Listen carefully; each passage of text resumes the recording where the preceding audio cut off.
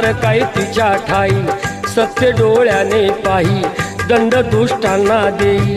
अनेक रूपे तिही घेई भक्तांच्या पायी अश्विनी प्रथम दिनी बसते सिंहासनी होतो जय घोष माऊलीचा करूया उदो उदो उदो अंबाबाईचा